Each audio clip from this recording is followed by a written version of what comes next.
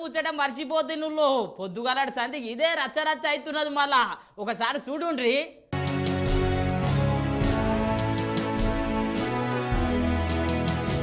అస్సలు మోడీ సార్ తగ్గుతనే లేడు. తెలంగాణ మొత్తము ప్రచారం చేసుడు చేస్తామనుకొచ్చిండో ఏమో గాని జోరుగా సభలు పెడుతున్నాడు.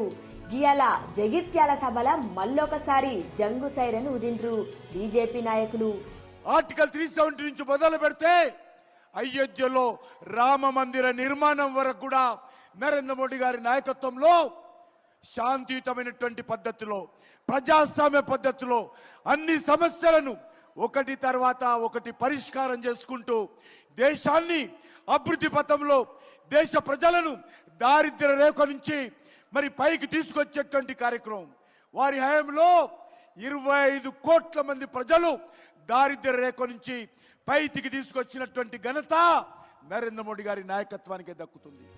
ఇన్నరు కదా తెలంగాణ లీడర్ ఇట్లుంటే దేశ లీడర్ మోదీ సారు ఏమన్నాడో ఇనుండ్రి.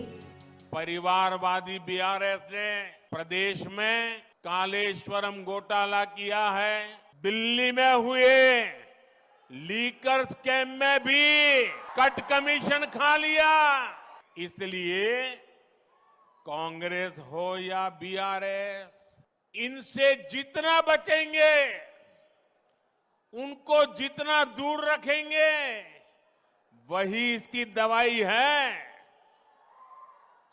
इसलिए 13 मई को आपको वोटिंग के दिन याद रखना है.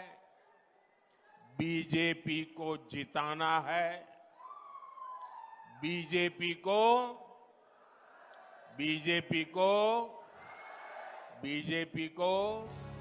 ఇన్నరు కదా కాంగ్రెస్ ఓడుడు బీజేపీ గెలుసుడు పక్కానంట.